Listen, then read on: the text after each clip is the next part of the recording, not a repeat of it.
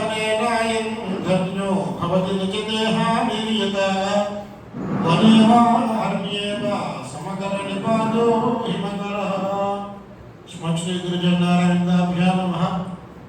పరమపవిత్రమైనటువంటి సన్నివేశం శ్రీ విద్యాశంకర వేద విజ్ఞాన పరిషత్ వారి ఆధ్వర్యంలో వేదార్థ ప్రవచన సప్తాహం ద్వితీయ దివసంలో మనం ఉన్నాం. ఈ రోజున ప్రముఖ పండితులు మన ఆంధ్రదేశం గర్వించేటటువంటి శ్రౌత నిధి. అనేక చోట్ల అనేక పరీక్షలు ఉన్నాయి, కానీ శ్రౌత పరీక్షలు చాలా తక్కువ చోట్ల ఉన్నాయి. ఎక్కువగా మనం తీసుకునేటటువంటిది తెనాల్లో పరీక్ష శ్రోతానికి. దాంట్లో వాడు పరీక్షాధికారి మనకి వచ్చినటువంటి ఈ సంవత్సరం జిల్లా బాలసుబ్రహ్మణ్య శాస్త్రి గారు. వారిని కనబాటి అన్నారో శాస్త్రంలో తెలియదు, ఎందుకంటే శాస్త్రం సోమయాజనాలు కూడా తెలియదు. వారు అనేక యజ్ఞముల్ని దగ్గరుండి నిర్వహించారు. వారు లేకుండా, వారి యొక్క సలహా లేకుండా ఏ యజ్ఞం కూడా ఆంధ్రదేశంలో నడవలేదు. శ్రౌతానికి ముఖ్య పరీక్షాధికారిగా ఉన్నారు. తర్వాత ఖనాంతం అధ్యయనం చేశారు. ఇదే కాకుండా మనకి వేదంలో చెప్పబడినటువంటి అనేక క్రతువుల్ని కూడా అనుష్ఠానం చేసి ఉన్నారు. శ్రౌతంలో కనిష్ఠిక అధిష్ఠిత కాళిదాస అని చెప్పినట్టుగా మనం కనుక ఆంధ్రదేశంలో లెక్క పెడితే మొట్టమొదటి వారి మీదే చెప్పుకోవాలి మనం. అటువంటి వారు. తర్వాత కుమారాధ్యాపకులు. ఇవన్నీ కాకుండా వేదార్థాన్ని కూడా వారు చక్కగా అధ్యయనం చేసి పరీక్షలు కూడా ఇచ్చారు. ప్రస్తుతం తెనాల్లో వారి స్వగ్రామంలో ఉంటూ అక్కడ వారు వాళ్ళ యొక్క శిష్యులకి అలాగే కుమారులకి అందరికీ కూడా వేదాన్ని బోధిస్తూ ఉన్నారు. ఇంకొక విషయం ఏమిటి అంటే, తిరుమల తిరుపతి దేవస్థానం వారు ప్రతిష్టాత్మకంగా ఈ శ్రీ వెంకటేశ్వర వేద విశ్వవిద్యాలయం అని ఒకటి పెట్టారు. మన భారతదేశంలో ఎక్కడా లేదు, మొట్టమొదట మన ఆంధ్రదేశంలోనే అది ప్రారంభం. దాంట్లో వారు ప్రొఫెసర్గా పనిచేశారు.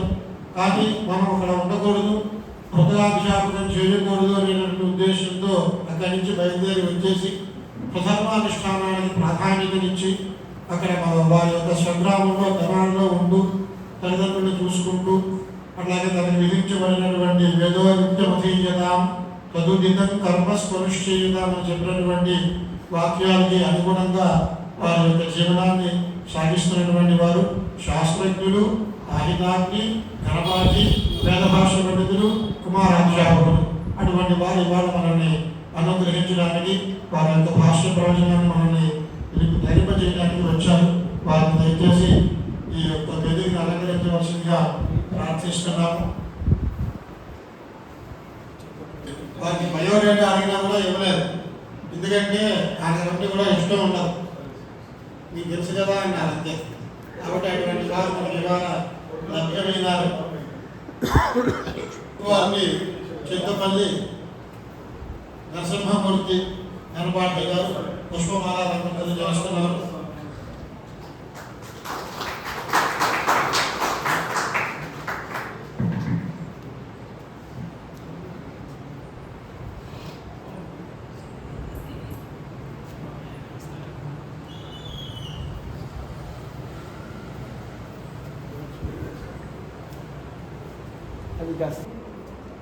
అనేక రకాలుగా దాన్ని అధ్యయన పాఠవాన్ని చూపించడం అనేది ఉంటుంది. ఒకటి వాక్యార్థ ప్రక్రియ అంటారు శాస్త్రవేదాలు. వేదంలో స్వస్తి చెప్పడం, అలాగే వేద భాషలో ఉపన్యాసం చెప్పడం, ఇవన్నీ కూడా ఒక్కొక్క కళలు. దీంట్లో వక్తృత్వం అనేది చాలా ముఖ్యమైనది. అది పెద్దగా ఎంత ఉందో నాకు తెలియదు, వరకు కూడా చెప్పాను. నాకు వక్తృత్వం అనేది ఎంత ఉందో తెలీదు, కానీ మీరు అభిమానంగా తప్పకుండా వస్తాను చెప్పాను.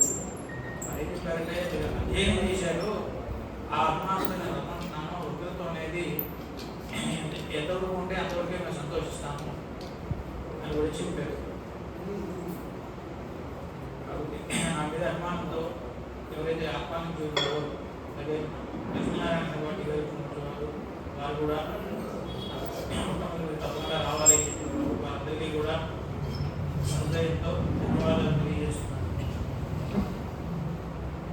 వేదార్థ ప్రవచనం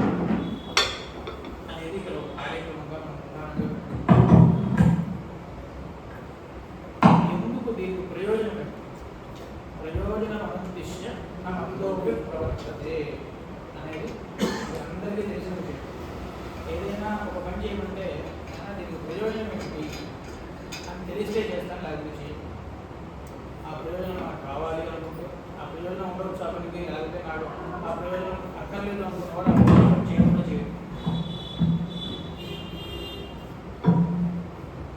ఈ ప్రయోజన చింత ఎక్కువ అంటే మనం అందరం దీంట్లో ప్రవర్తిస్తున్నాం. వేద భాషను చెప్పాలి, చెప్పించాలి, మనం వినాలి అనే భావంతో మనం దీంట్లో ప్రవర్తిస్తున్నాం. కాబట్టి దీనికి ప్రయోజన జిజ్ఞాస అనేది మొట్టమొదటి ఉండి తీరుతుంది.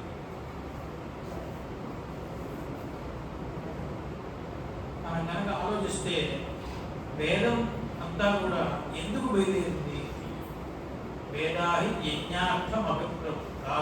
వేదమన్నీ కూడా యజ్ఞం కోసం బయలుదేరింది. మరి యజ్ఞం కోసం బయలుదేరిన వేదాలు వాటికి అర్థాలు అవన్నీ మనం తెలుసుకోవడం ఎందుకు అంటే ఒక కోణంలో చూస్తే కావాలా అక్కర్లేదా అనే సందేహం కూడా వస్తుంది. కానీ తప్పకుండా తెలుసుకోవాల్సిన అవసరం ఎంతైనా ఉంది. సత్యం వద ధర్మం చర అనే ఈ విద్యాత్మకమైనటువంటి వేదభావం, వేదాన్ని మనం 5 రకాలుగా విభాగం చేశారు ఒక చోట. విధి మంత్ర నామధేయ నిషేధ అర్థవాదాత్మకంగా. విధి మంత్రం నామధేయం నిషేధము అర్థవాదము అని 5 రకాలుగా. దీంట్లో విధి స్వరూపాన్ని తప్పకుండా తెలుసుకుంటే కానీ దాన్ని ఆచరించలేము. కనుక విధి స్వరూపం తెలుసుకోవడం ఎందుకంటే సత్యం సత్యమనే తత్వలేనము అనే విషయాన్ని తెలుసుకున్నాను. వేదార్థం తెలియజేస్తున్నాను, ఈ వేదవాక్యం తెలుసుకున్నాను, నేను పొదుగులో అబద్ధాలు చెప్తూ ఉంటాను అంటే అది వేదార్థం తెలుసుకోవడానికి ప్రయోజనం అనిపించుకో. ఎలాగైతే మన నిత్యలోక్యంలో శిష్యులను ఇంట్లో పిల్లలను నా మాట వినాలి, అట్లాగేనండి అంటాడు. ఏదో అక్కడ మంచినీళ్ళు తెచ్చిపెట్టు అంటే నీ మాట నాకు వినిపించిందంటే నేను వెళ్ళిపోతున్నానండి బయటికి అంటాడు. వాడు తెచ్చి మంచినీళ్ళు ఇవ్వడు. వాడు మాట విన్నాడా వినలేదా? నా మాట వినలేదంటే ఏం చెప్తారు? అంటే ఏమిటి? విధి విషయం ఏదైతే ఉన్నదో దాన్ని ఏర్పాటు చేయాలి, అంటే దాన్ని తయారు చేయాలి.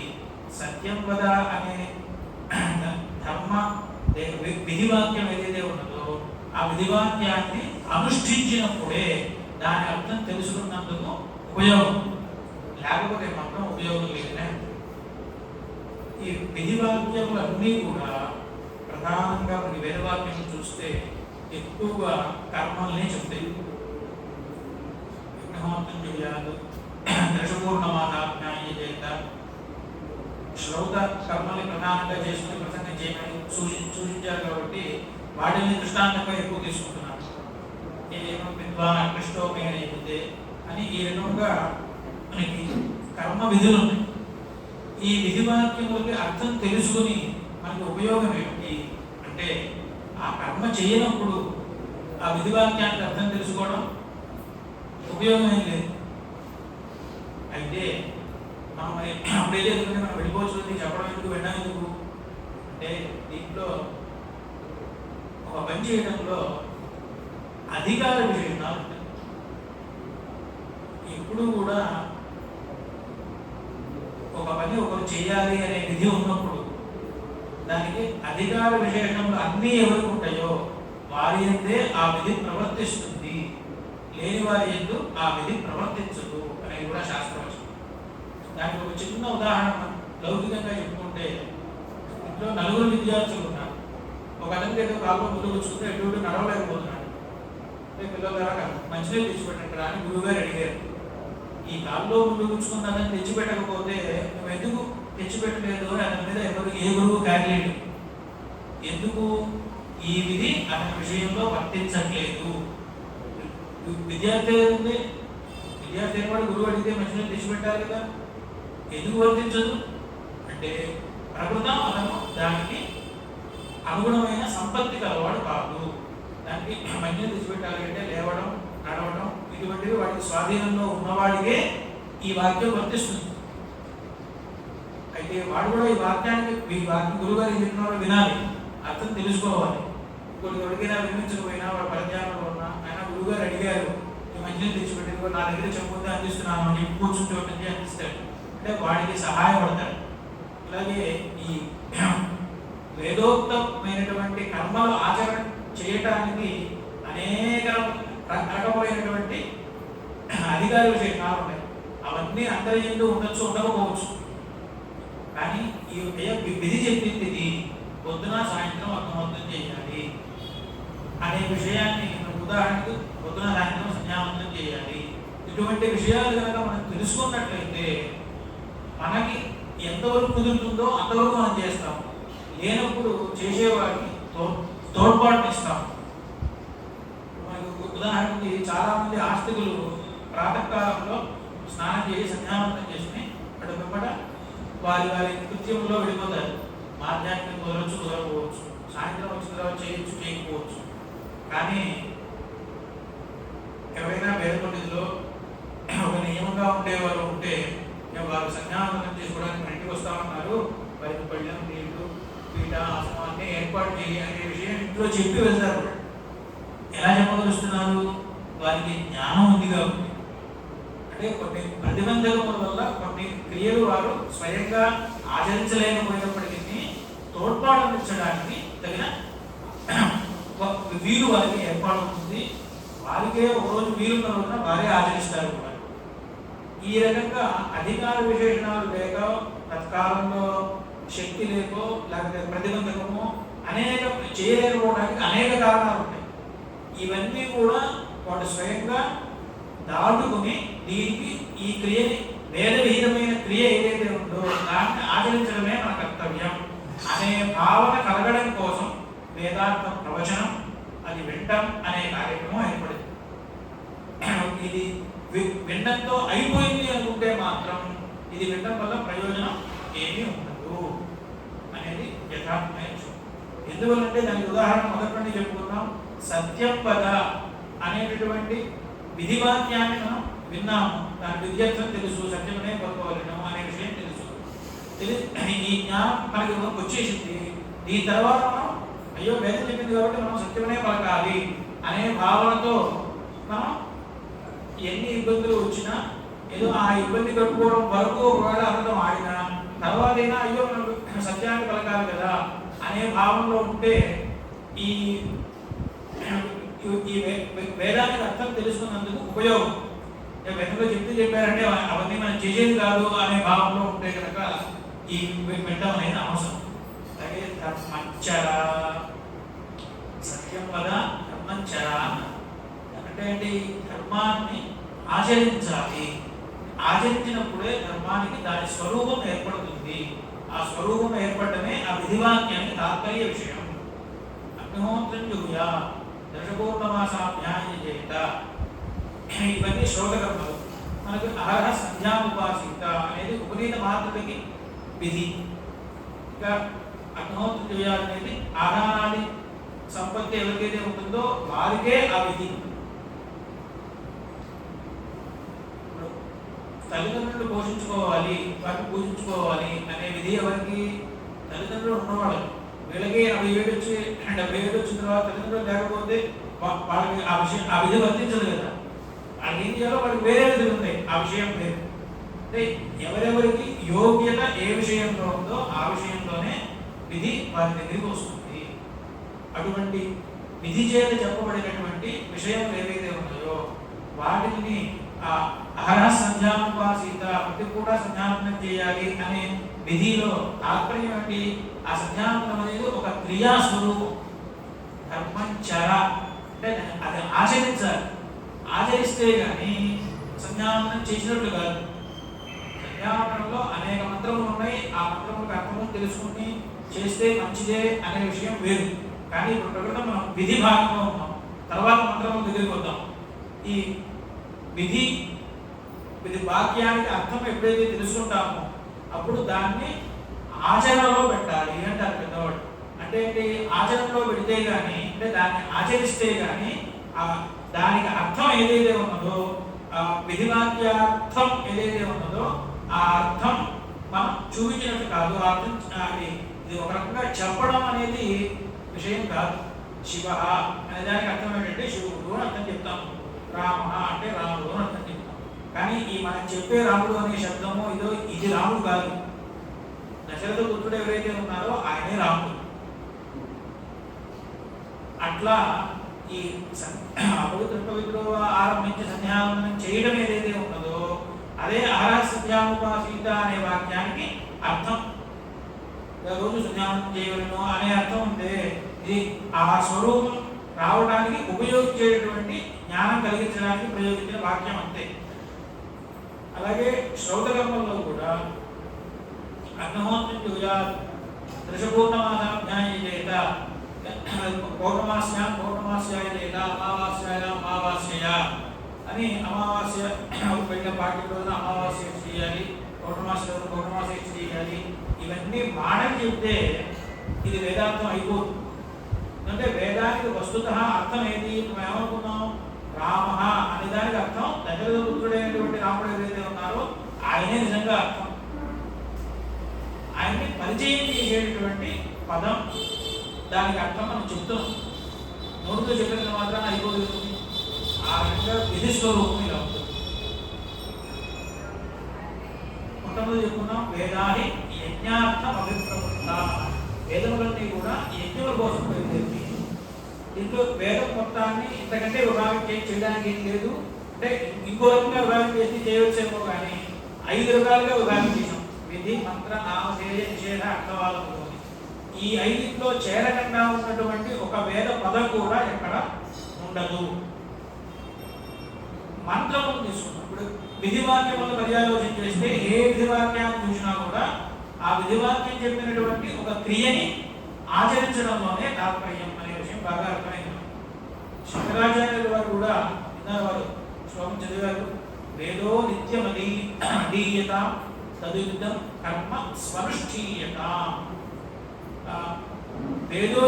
వేదోదితమైనటువంటి కర్మ ఏదైతే ఉన్నదో దాన్ని చక్కగా అనుష్ఠించడమే ఆ విధివాక్యముల యొక్క లక్ష్యం. ఈ మంత్రములు ఉన్నాయి. ఇవేం చేస్తాయండి అంటే మంత్రైరేవ మంత్రార్థ సంపర్క అనేది నియమ విధి అంట. ఇప్పుడు మనం ఒక పని చేయాలి అంటే దానికి కావలసినటువంటి వస్తు సామగ్రి ఏదైతే ఉన్నదో వాటితో చేయవలసిన పనులు ఉంటాయి. అవి తీసుకోవాలి. ఏదో ఉదాహరణకు ఒక పాకం తీసుకుంటే ఒక గడ్డి తీసుకోవాలి, కలిపెట్టాలి, ఏవో ఇటువంటి ఉంటాయి. ఇక్కడ మంత్రం లేదు. లౌకికమైనటువంటి భాగాలలో మంత్రం అక్కడ. వైదిక క్రియల్లో మంత్రమే కావాలి, మంత్రమే ప్రధానం. ఆ మంత్రంతోటే ఆ మంత్రం యొక్క అర్థం ఏదైతే ఉన్నదో, ఉదాహరణకి ఆయుషి విదతేషు గవ్యా తయా దేవా శ్రుతమాపుకోపనిరుతస్య సర ఆరభక్తి ఇమాపవిఘ్నం ప్రజనావతస్యేతి అశ్వాభిధానేమో రచనామాదాయ అని విధివాక్యం. అశ్వాన్ని కట్టేటటువంటి ఒక రచన తాడు, దాన్ని తీసుకోవాలి అని విధి. ఏ మంత్రంతో? ఇమావృత్నం అనే మంత్రంతో. ఈ మంత్రంలో మామృత్నం రచన అని రచనా శబ్దం. రచన తీసుకోవాలి నేను అనే విషయం వాడు స్మరిస్తే రచన తీసుకునేది ఎవరైనా ఒక పని చేయాలి అనుకుంటే కదా చేసేది, లేకపోతే చేయలేదు. ఈ అనుకోవడం అనేది మంత్రంతో అనుకోవాలి. కొత్తగా అనుకుంటే అది ఫలవత్తు కాదు అని శాస్త్రం. అంటే ఏంటి? ఇక్కడ మనకి మంత్రార్థములని మనం అధ్యయనం చేయవలసిందే, తెలుసుకోవాల్సిందే, దాంట్లో ఉండే విశేష పరిజ్ఞానం మనకి కలగవలసిందే. కానీ ప్రాధాన్యం ఎక్కడ వస్తుంది అంటే ఈ మంత్రములతోటి ఈ అర్థాన్ని స్మరించి ఆ అర్థాన్ని అనుష్ఠించడంలో. మళ్ళీ ఎక్కడ వచ్చినా మనం అనుష్ఠానం దాకా వస్తే కానీ అది పూర్తి కావట్లేదు. వస్తుత భారతముఖంలో చూస్తే కనుక ఈ అధ్యయన విధి ఏదైతే ఉన్నదో అధ్యయన విధికి ఫలితం ఏమిటి అని జిజ్ఞాస వచ్చింది. కొత్తగా అధ్యయనం అంటే వేదం చదువుకోవడం అని మనకి లోకంలో. వేదంగా ఏంటి? ఒక శబ్ద రాశి. మనుష్య ప్రోక్తం కానటువంటి, అంటే ఒక మనుషుడు అంటే ఒక మనుషుడనే కాదు, ఒక దేవతలు కానీ ఎవ్వరూ చెప్పలేదు, అపౌరుషేయమైనటువంటి ఒక శబ్ద రాశి. ఈ శబ్దరాశిని గురువు దగ్గర నుంచి గ్రహిస్తున్నాడు విద్యార్థి. దీంతో అధ్యయనం అయింది అంటున్నాం. దీనికి ఫలితం ఏమిటి అంటే దీని యొక్క అర్థాన్ని తెలుసుకోవడానికి మీకు అధికారం వచ్చింది. అర్థజ్ఞానం దేనికి కావాలి? అర్థజ్ఞానం తెలుసుకున్నాను, దానివల్ల మాత్రం నాకు ఫలితం ఏమిటి అంటే ఈ విధిస్వరూపాన్ని అర్థజ్ఞానం తెలుసుకోలేదే నువ్వు ఏర్పాటు చేయలేవు. హిమావృష్ణం విశ్వాభిధానే రచనామాదాయ అని అంటే ఈ మంత్రం చెప్పి ఈ తాడు తీసుకోవాలి, అశ్వాన్ని కట్టే తాడు తీసుకోవాలి అని చెప్పినటువంటి ఈ రజ్జు గ్రహణం ఏదైతే ఉన్నదో ఇది మీరు చేయాలి అంటే అర్థం తెలుసుకోవాలి. ఈ గ్రహణం చేస్తే ఏమవుతుంది అంటే విధి చెప్పినటువంటి క్రియ నిష్పన్నం అవుతుంది. ఈ క్రియ ఏం చేస్తుంది? ఫలితాన్ని ఇస్తుంది.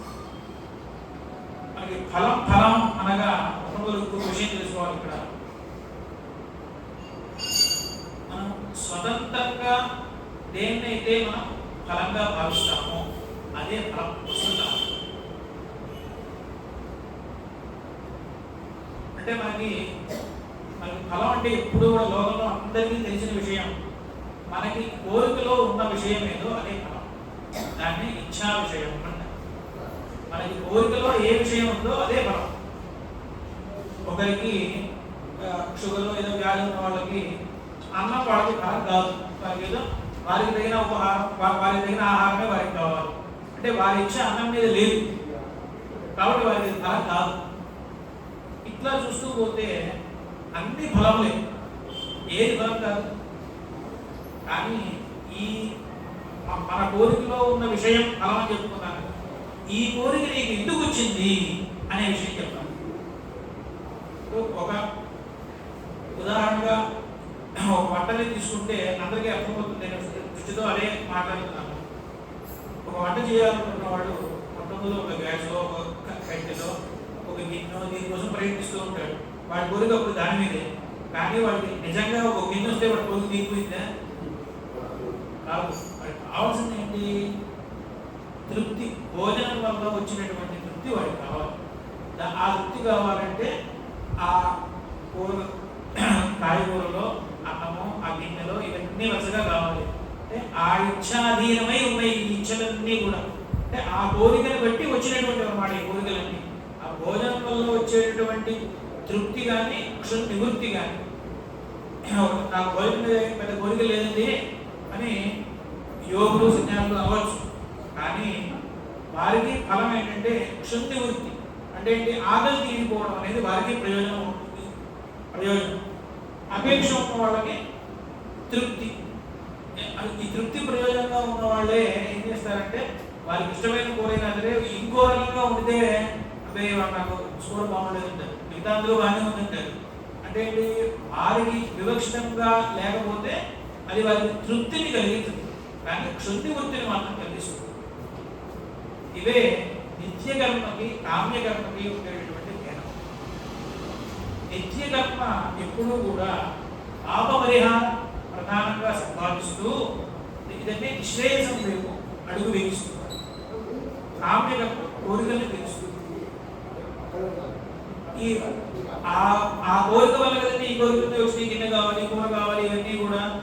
ఇట్లా చూస్తే ఒక కోరిక వల్ల వచ్చినటువంటి కోరిక కాకుండా దాంట్లో వచ్చిన కోరిక ఏదైతే ఉన్నదో దాంట్లో విషయం ఏమిటి అని చూస్తే మొత్తం ప్రపంచానికి ఎవరికైనా సరే ఒకే ఒక విషయం, సుఖం.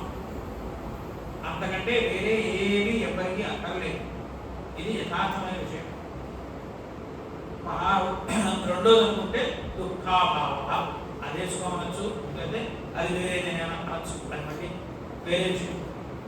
అంటే దీనికి మనం ఆలోచిస్తే మనకు తెలుస్తుంది, ఒక పని నువ్వు చేస్తున్నప్పుడు ఎందుకు ఈ పని చేస్తున్నావు అని మనల్ని మనం ప్రశ్నించుకోవాలి. ప్రశ్నించుకుంటే ఏదో సమాధానం వస్తుంది.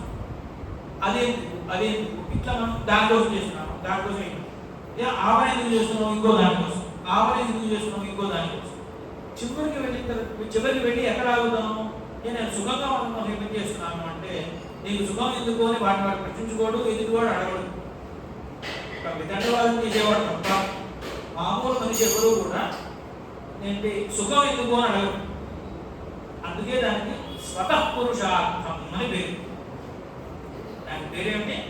స్వతః పురుషార్థం. మిగతా అన్నీ కూడా అంటే దానంతది పురుషార్థం. అంటే పురుషేణ అర్థ్యతే, పురుషుడు చేత కోరబడేది. పురుషుడు అంటే ఇక్కడ పురుషుడు స్త్రీలు కాదు, మనుషుడి చేత కోరబడేది ఏదైతే ఉన్నదో అదే పురుషార్థము. అందుకే మనకి వీటిల్లో మోక్షం ఒక్కటి తప్ప ఇంకేది పురుషార్థం కాదు అనేది కూడా ఒక సిద్ధాంతం చెప్తారు.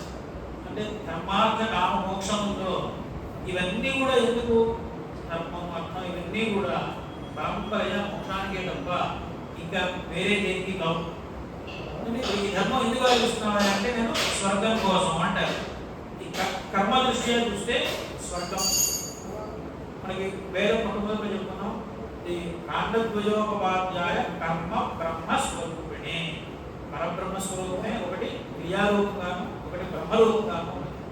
వేదాంత మర్యాదయ మోక్షమని, కర్మ మర్యాదయ స్వర్గమని. ఈ క్రియా స్వరూపం కనుక నిష్పన్నమైతే ఇది అధ్యయన విధి ఎందుకు అని ప్రారంభించే అవసరం ఉన్నాం. ఈ అధ్యయన విధి ప్రయోజనం అర్థజ్ఞానం, అర్థజ్ఞానానికి ప్రయోజనం ఈ క్రియ. ఈ క్రియ నిష్పన్నం అయితే కానీ వీడికి స్వర్గం రాదు. అంటే ఈ ఫలవంతమైనటువంటి అంటే ఒక ఫలం కలిగినటువంటి విధి కానీ ఎందుకు అంటే ప్రవర్తింప చేయలేదు. అక్కడ ఏదో ఒక చాక్లెట్ ఇస్తున్నారు, వీళ్ళు తెచ్చుకోండి అని పిల్లలకి చెప్తే వాడు ఒకడు ఉన్నాడు, వాడు తినే చాక్లెట్ తిన్నందుకు డాక్టర్ చెప్పిందని ఏదో మందులు వేసుకుని కూర్చున్నాడు. వాడు వెళ్ళడం కట్టించి వాడికి ప్రయోజనం లేదు. మిగతా వాళ్ళు వెళ్తారు, వాళ్ళకి దానివల్ల వచ్చే తీపు ఫోటో ఏదో ప్రయోజనం ఉన్నది. అంటే ఆ ప్రయోజనం ఎవరికైతే ఉంటుందో వాళ్ళే దాంట్లో ఏ విధులైనా సరే ప్రయోజనం లేని విధిలో ఎవ్వరూ ప్రవర్తించరు. కానీ ఈ పురుషార్థం ఉన్నదే ఈ వేదాధ్యయనం తద్వారా కర్మానుష్ఠానం అనేది ఏదైతే ఉన్నదో ఇదే ఇక్కడ స్వతః పురుషార్థం. స్వతః పురుషార్థంలో అంటే నాకు సుఖం వద్దు అని ఎవరు అంటారు. అందరూ కోరుకునేది ఏంటి? సుఖం మే స్యాత్, దుఃఖం మే మాకు. దుఃఖం లేకపోవడం ఒక పని ఎందుకు చేస్తున్నాము అన్నప్పుడు అయ్యా నాకు దుఃఖం లేకుండా ఉంటుంది పని చేస్తే అంటాడు. వాడి కష్టమైనా సరే అంటే దుఃఖం లేకపోవడం కూడా ఒక పురుషార్థం. అంటే ఇప్పుడు మనకి విధి మంత్రములు చూసినా మంత్రములు ఏం చేస్తున్నాయి? మంత్రార్థములు ఈ ఎందుకు ఉపయోగిస్తున్నాయి అంటే ఈ విధివాక్య స్వరూప నిష్పాదనలోనే ఉపయోగిస్తున్నాయి. విధివాక్య స్వరూపం ఏమిటి? ధర్మచర అనే ఇత్యాది ఉదాహరణలో అగ్నిహోత్ర జ్యోతి ఇత్యాది విధివాక్య స్వరూపం ఏదైతే ఉన్నదో అగ్నిహోత్ర అనుష్ఠానం ఏదైతే ఉన్నదో దాన్ని నిష్పాదన చేయడంలోనే ఇవన్నీ ఉపయోగిస్తుంది. ఈ మంత్రార్థముల విషయం వచ్చినప్పుడు కొన్ని మంత్రార్థములను తెలుసుకుంటే ఆయా విజ్ఞానులకి ఈ మంత్రం వల్ల కదా ఈ ప్రయోజనం సిద్ధించింది అని ఒక ఆనందం కలుగుతుంది. అవన్నీ మనం తర్వాత చెప్తాం. కానీ మనకు మొట్టమొదటి ఈ 5 రకాల వేదములకి తాత్పర్యం ఎక్కడ అని చూస్తే మంత్రార్థంలో అవాంతరంగా ఎలా ఉన్నప్పటికీ దీనికి తాత్పర్యం ఎక్కడ కనిపిస్తోంది అంటే ఈ విధి స్వరూపం ఏదైతే ఉన్నదో అనుష్ఠానం దాని నిష్పాదనలోనే ఇది ఉపయోగం. ఎందుకంటే మంత్రములకు ఫలం మంత్రైరేవ మంత్రార్థ స్మర్తవ్య. ఆ మంత్రము చేతనే మంత్రార్థమైనటువంటి రచనాదుల్ని స్మరించి రచనాగ్రహణాన్ని స్మరించవచ్చు. ఆ గ్రహణం అనేది వారు చేయాలి. కాబట్టి నామధేయం సంధ్యోపాసన అని ఒక దానికి పేరు పెట్టుకుందాం. అలాగే ఒక అగ్నిహోత్రం అని పేరు పెట్టుకుందాం. దానికి ఉపయోగం ఏంటంటే ప్రాత సంధ్యాపాశిష్యే సాయం సంధ్యాపాశిష్యే అని సంకల్పంలో దాన్ని ఎప్పుడైతే చెబుతామో అప్పుడే ఆ పేరుకి సార్థక్యం. లేకపోతే వేదంలో ఒక్క శబ్దం కూడా ప్రయోజనం లేనటువంటి శబ్దం ఒకటి కూడా ఉండదు అనేది తీర్మానం.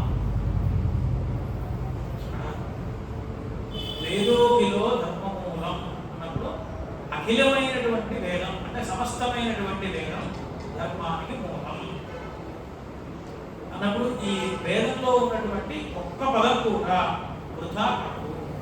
ఈ నామధేయాలు అలాగే మనకి శ్రోతప్రయాలు చూసుకుంటే అగ్నిహోత్రం పైసా హోష్యామి హోష్యామి ఈ అగ్నిహోత్రం అలాగే చిత్రయాయ పుష్గా మహాత్ముడు చిత్ర శబ్దం చెప్పి అలాగే బౌండరీ శబ్దం బౌండరీకైన సోమయాగం అంటారు.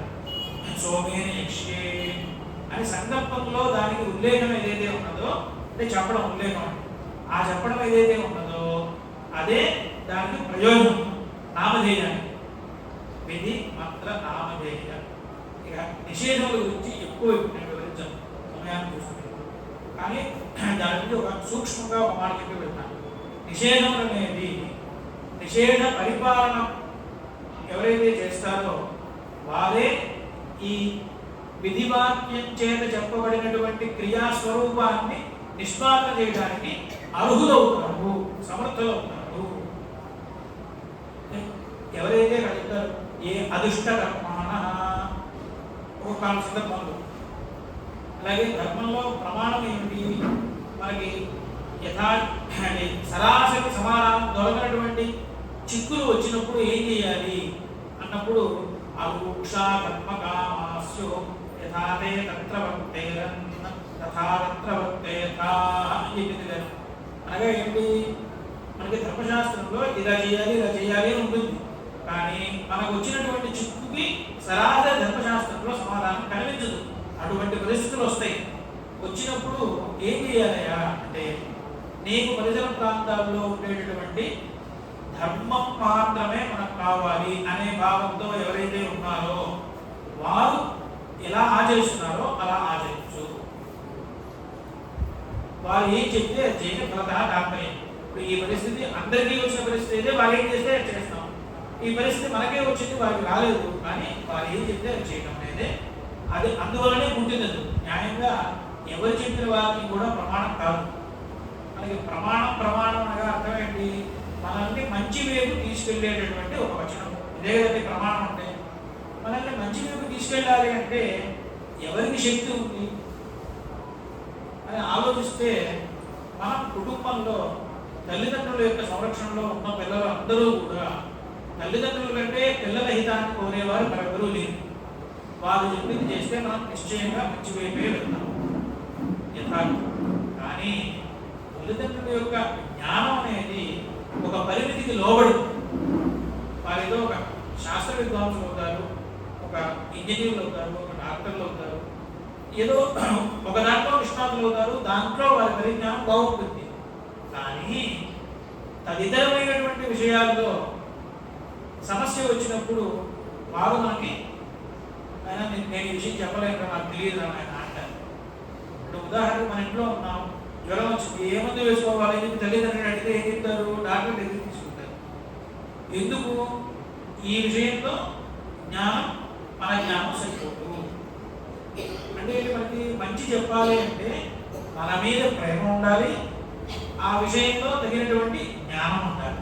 రెండు ఉంటే కానీ మనకి చెప్పలేదు. జ్ఞానం చాలా ఉంటుంది, మన మీద అవి చెప్పాలనే అభిప్రాయం లేదు, వారు మనకి సమాధానం చెప్పలేదు. ఈ రెండు అన్ని విషయాల్లో పరిపూర్ణంగా ఉన్నది ఎవరికి అంటే ఒక్క వేదానికి తప్ప. మనల్ని ఉద్ధరించడానికే వేదం వచ్చింది, వేరే దేనికి కాదు. వేదానికి తెలియని విషయము, వేదానికి ప్రేమ లేని మనిషి ఒకళ్ళు లేడు ప్రపంచం. మనందరూ కూడా మన పిల్లల వరకు మనకి ఎట్లా ప్రేమ ఉంటుందో ఇంట్లో అట్లా. అందుకే వేదమాత, శృతి మాత, తల్లికి ఎలా అయితే అందరి యందు ప్రేమ ఉంటుందో, తన గర్భవాసాన్ని పుట్టిన వాడు అందరి యందు సమానంగా ఎలా ప్రేమ ఉంటుందో అలా శృతికి మొత్తం ప్రపంచంలో ఉన్నటువంటి జనులందరి యందు ప్రేమ ఉంటుంది. వారు ఏ రంగాలు ఎంచుకున్నా ఆ అన్ని రంగాల్లోనూ ఆయన నీకు ఇది భవిష్యత్తులో నీకు మంచిది అవుతుంది, ఇది నీకు మంచి, ఇది నీకు మంచి కాదు అని చెప్పేటటువంటి సామర్థ్యం ఉన్నది. ఈ రెండు ఉన్నది ఒక్క వేదమే.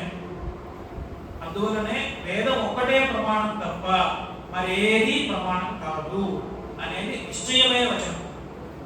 ఈ మాట చెప్తే చాలా మంది వెంటనే సందేహం రావచ్చు, మరి వేదం ఒకటే ప్రమాణంగా అంటున్నారు, మరి మిగతా మనుస్మృతి ఇత్యాది ధర్మశాస్త్రములు ఉన్నాయి, మరి రామాయణ భారత భాగవతాలు గ్రంథాలు ఉన్నాయి, ఇవన్నీ కూడా ప్రమాణం కాదంటారా, ఏమిటంటే అలా చెప్తున్నారు అనే ప్రశ్న అడగవచ్చు. అంటే దానికి ఒకే ఒక సమాధానం. మనందరం బాగా మనస్సుగా ఆలోచిస్తే ఇవన్నీ కూడా ప్రమాణమే, కానీ వేదం ఒక్కటే ప్రమాణం. ఈ రెండు వాక్యాలకి విరోధ పరిహారం చేసుకోవాలి. విరోధ పరిహారం చేసుకుంటే రెండు వాక్యాలు మనస్సుకు సమన్వయం ఉంది. వేదం ఒక్కటే అంటే వేదం కంటే వేరే ప్రమాణం కాదు అని అర్థం కదండి, యథార్థం. వేదం కంటే వేరే ప్రమాణం కాదు అంటున్నారు, మరి ఈ గ్రంథాలన్నీ కూడా ప్రమాణమే అంటున్నారు. ఎలా మోసుకుంది మీరు చెప్పే మాట అంటే శృతేరివార్థం స్మృతిరనుగచ్చత్ అని కాళిదాసు చూడండి. శృత్యర్థాన్ని స్మృతి అనుసరించినట్లుగా వేదం ఏం చెప్తుందో అదే చెప్తాయి ఈ గ్రంథం. వేదములు అనేక శాఖలుగా ఉన్నాయి. సహస్రవత్మాసామ వేద 1000 శాఖలు పెట్టండి. దాంట్లో ఒక శాఖ అధ్యయనం చేసిన వాళ్ళు, తదర్థాన్ని తెలుసుకున్న వాళ్ళు ఒకళ్ళు ఇద్దరు ఉంటారు. అలాగే ఏకశతమధ్వరి శాఖ, ఇట్లా ఈ చాలా విస్తృతంగా ఉన్నాయని చోట చెప్పారు. దానికి వ్యాఖ్యానం చేసేటప్పుడు ఆ మహర్షి చెప్పే రోజుకు ఉన్నటువంటి శాఖలండి నేను కూడా ఒక వ్యాఖ్యానం చేశాను. ఏకశతమధ్వరి శాఖ, మూడొక శాఖలు చెప్పారు అనే మాట ఆ మహర్షి పలికే రోజుకు ఉన్నటువంటి శాఖలు. ఎందుకంటే అసలు సిద్ధాంతం అనంతావై వేద, వేదములు అనంతములు అనేది సిద్ధాంతం. ఇవన్నీ కూడా వాటి అర్థం తెలుసుకోవడం ఇవన్నీ కూడా దుస్తరమైన విషయం.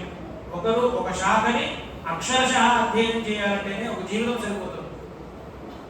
దానికి అధ్యయనం అయిన తర్వాత దాని అర్థం తెలుసుకోవాలి అంటే కొంచెం కొంచెం తెలుసుకోగలగడం సాధ్యం అవుతుంది, కానీ పరిపూర్ణంగా నాకు అర్థం తెలుసు అనే మాట చెప్పడం అనేది అది సాహసం.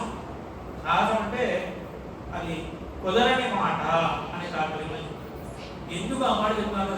యథార్థం సంపూర్ణంగా తెలిసిన వాళ్ళే లేరంటారా మీరు అంటే ఆ మాట నేను అనక్కర్లేదు. శ్రౌడ సూత్ర వ్యాఖ్యానాల్లో ఒక చోట ఆ మాటని ఈ అర్థాన్ని స్ఫురించేట్టు వ్యాఖ్యానం చేశారు. ఇక్కడ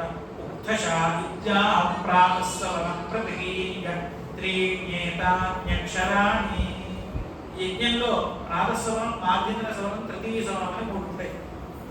ఆయా సవనాలు అయిన తర్వాత ఉక్తశాః అనే 3 అక్షరాలు పలకాలి. అలాగే ఉక్తం వాచీత్యాః మాద్యంతర సవనం ప్రతికీర్య చత్వార్యేతాన్యక్షరాణి. అలాగే తృతీయ సవనం అయిన తర్వాత ఉక్తం వాచీంద్రాయ తృతీయ సవనం ప్రతికీర్య సప్తైతాన్యక్షరాణి. ఇది మామూలుగా మనం చెప్పుకుంటే సవనం చెప్పడం బాగానే ఉంటుంది, దీంట్లో పెద్ద ఎందుకు ఆ విషయం చెప్పడం అనిపిస్తుంది. కానీ ప్రతిగరం అనేది ఒక స్వరూపం చెప్పడానికి ఎవరైనా ఒక పిల్లవాడు కూర్చుని ఒక రామాయణం ఇంకొకటో పారాయణ చేస్తుంటే చాలా బాగుంది అని పెద్దవాళ్ళు 2-3 సార్లు అంటూ ఉంటారు. ఎందుకు వాళ్ళు చెప్పేది అంత బాగుంది. ఆ రకంగా బోధలు అనే వాళ్ళు శస్త్రములు చెప్తున్నప్పుడు ఆయన నువ్వు చెప్పేది చాలా బాగున్నది అనే తాత్పర్యంతో కొన్ని వాక్యాలు ప్రయోగిస్తూ ఉంటారు అధ్వర్యులు అనేవాళ్ళు. ఇప్పుడు ఈ ప్రతిగరం అనేది సవనానికి సంబంధించింది కాదు, సవనంలో ఉన్నటువంటి శస్త్రానికి సంబంధించినటువంటి. ఇప్పుడు ఒక చోట ఇప్పుడు ఈ రోజుల్లో దానికి దృష్టాంతం బాగా చెప్పచ్చు. అంటే దండి ప్రవేశియాలు ఏదో చెప్తూ ఉండేవారు. ఈ పెద్ద పెద్ద వివాహాలు, ఉత్సవం, ఏదైనా ఫంక్షన్లు జరుగుతున్నప్పుడు వాళ్ళకి ప్రత్యేక ఆహ్వానం కార్డు ఉంటుంది. వాళ్ళు ఆ ఉన్న వాళ్ళకి ప్రవేశం ఉండేటటువంటి హాలు వేరు, దాంట్లో ఉండే తినుకుంటారాలు ఆ పదార్థాలన్నీ వేరు, ఇంకొకటికి మామూలు భోజనం వేరు. ఈ రకమైన వ్యవస్థలో వాక్య ప్రయోగం ఎట్లా ఉంటుంది, నిర్వాహం ఉంది అయినా ఫలానా కార్డుని ప్రవేశపెట్టు అంటాడు. అంటే కార్డును ప్రవేశపెట్టడంలో తాత్పర్యం కాదు, ఆ కార్డు ఉన్న మనిషిని ప్రవేశపెట్టు అని తాత్పర్యం. అట్లా ఇక్కడ సవనం ప్రతికీర్య అన్నప్పుడు సవనంలో ఉన్నటువంటి శస్త్రాన్ని ప్రతిగరం చేసి ప్రతిగరం అయిన తర్వాత ఇక్కడ శ్రౌత సూత్రకారుడు ఏం చేశాడంటే శస్త్రం శస్త్రం వా అనే ఒక వికల్పాన్ని చెప్పారు. ఒక్కొక్క శస్త్రం అయిన తర్వాత కానీ సవనంలో ఉండే చివరి శస్త్రం అయిన తర్వాత కానీ వికల్పం చెప్పేసి పైకి వెళ్ళిపోయాడు. ఇక్కడ వ్యాఖ్యాకారుడు ఏం చెప్తున్నాడంటే ఇక్కడ ప్రాతస్సవనం ప్రతిగీర్య అనే దానికి సవనస్థమైనటువంటి శస్త్రం అర్థం. శస్త్రం ప్రతిగీర్య అనుకుంటగా ప్రాతస్సవనం ప్రతిగీర్య అని వేదం చెప్పడంలో వేదం యొక్క హృదయం ఏమిటి అంటే నిర్ణయించలేక అంటే ఒక్కొక్క శస్త్రమా లేకపోతే అన్ని శస్త్రములు అయిన తర్వాత అనే విషయాన్ని ఆపస్తంభుడు వేద హృదయాన్ని నిర్ణయించలేక ఇక్కడ వికల్పం చెప్పారు అని చెప్తున్నారు. ఇక్కడ వికల్పం అనేది ఎందుకు చెప్పారు ఆపస్తంభ మహర్షి అంటే వ్యాఖ్యానాలు ఏం చెప్తున్నారు? వేద హృదయాన్ని తెలుసుకోలేక శృత్యర్థస్య విషయిత్వా అని వారి వ్యాఖ్యానం. అంటే శృత్యర్థాన్ని ఆపస్తంభ మహర్షులు వారు కూడా క్వచిత్ సందిగ్ధంగా ఉన్నది అని ఒక గ్రంథంలో రాస్తూ ఉంటే నేను సమగ్రంగా వేదంలో ఉన్న అన్యక్షరాలకి నేను అర్థం చెప్తాను అంటే ఇంతకంటే హాస్యాస్పదం ఇంకేదైనా ఉంటుంది? కొన్ని భాగాలకి కొన్ని విషయాలకు మాత్రమే అర్థం తెలుస్తుంది. సంపూర్ణంగా తెలియడం అనేమాట అది సాహసం. అటువంటి మరి వేదార్థాన్ని తెలుసుకుని కదా ఈ స్వరూపాన్ని నిష్పాదన చేయాలి. ఈ వేదార్థ స్వరూపమేమో ఇంత గభీరంగా ఉన్నది. అంత గభీరంగా ఉన్నప్పటికీ వాడికి తెలుసుకుని ఎంతవరకు ప్రయత్నం చేస్తే తెలుస్తుందో అంతవరకు వాడు ప్రయత్నం చేసి తెలుసుకుని వాడు అంతవరకు చేయాలి. అదే మొదట్లో చెప్పింది అధికార విషయం. అసలు ఏమీ దీని స్వరూపం తెలియని వాడు ఉన్నాడు, వాడికి అధికారమే ఉండదు. నాకు నిజవాక్యం నుంచి తెలియట్లేదు కానీ పెద్దవాళ్ళ నుంచి కొంచెం తెలుస్తోంది అన్నవాడు ఉన్నాడు, వాడికి కొంచెం అధికారం ఉంటుంది. ఆయా రకములుగా మనం చూసుకుని ఈ అంటే అందరికీ కూడా ప్రధానమైనటువంటి క్రియ ఏమిటంటే బాధ్యత. ఈ విధివాక్యం చేత ఏదైతే చెప్పబడిందో దాని స్వరూపాన్ని ఏర్పాటు చేయడంలో అది అందరికీ బాధ్యత ఉంటుంది. నామదే నిషేధం. ఆ నిషేధ పరిపాలన వల్లనే దీనికి యోగ్యత వస్తుంది. అర్థవాదులు ఏం చేస్తాయి అంటే కూర్చున్న వాడిని మనకి ఇంట్లో కొన్ని సందర్భాల్లో పెద్దవాళ్ళకి బాగా తెలుస్తుంది. వాడిని రెచ్చగొట్టు వాడు ఏదో పెద్ద పని చాటికాని పని మీద పెట్టేసుకుంటాడు, ఇబ్బంది పడతాడు అని క్యాలిక్యులేస్తూ ఉంటారు. తోటి పిల్లలను ఎవరినో ఆ మాటని అంటే వారిని ఏదైనా వాడికి వద్దు అనుకున్న పనిలో ఇట్లా మాట్లాడతారు. ఒక క్రియను ఒకటి సాధించిన తర్వాత వారి ప్రోత్సాహంతోనే నేను ఈ క్రియను సాధించానండి అని సంతోషంతో చెప్తారు. ఆ ప్రోత్సాహం ఏదైతే ఉన్నదో అది ఇస్తుంది అర్థవాదం.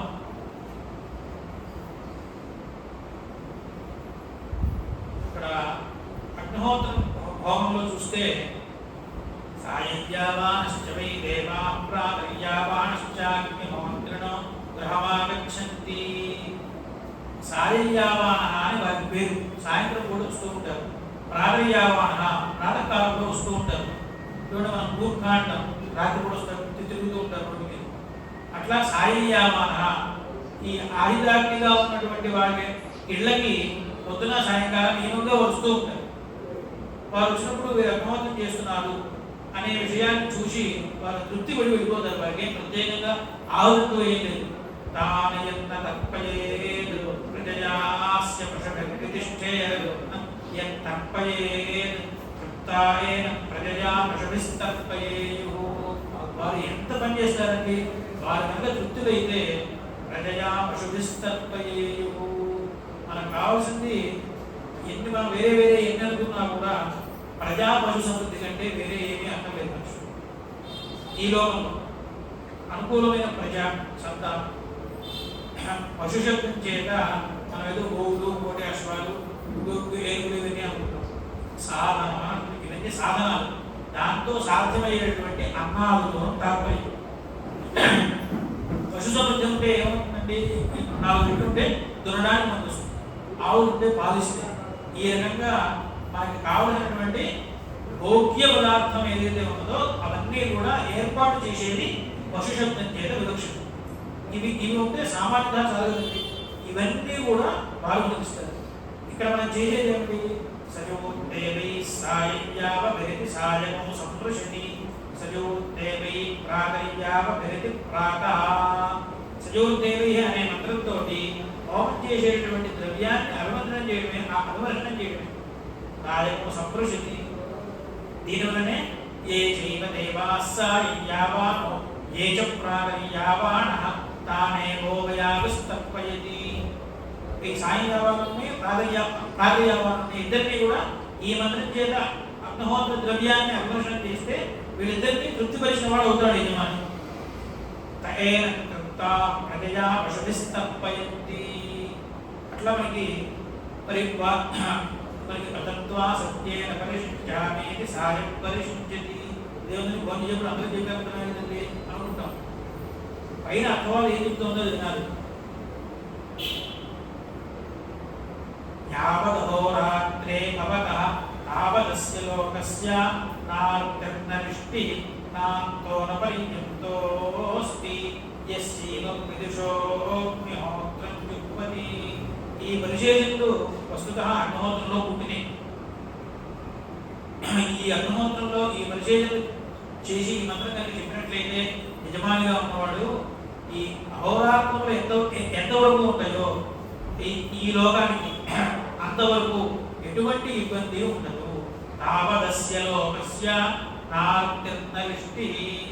ఇటువంటి మాటలు విన్నప్పుడు అయ్యో నా పరిశేషం మనం కూడా చేయాలి అనే భావం కలుగుతుంది.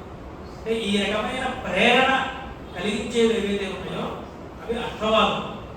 అయ్యో ఒక ఆయన అడిగారు, నాకు అర్థవాదం ఏం అక్కర్లేదంటే ఆయన చెప్తే చాలా నేను చేసేస్తాను, వేద చెప్తే నేను చేసేస్తాను అని.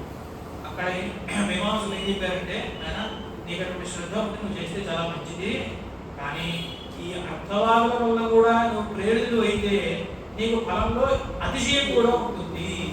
ఇప్పుడు ఇంట్లో పెద్దవాళ్ళ మాట వింటాం, సహజంగా పిల్లలు ఉంటాం.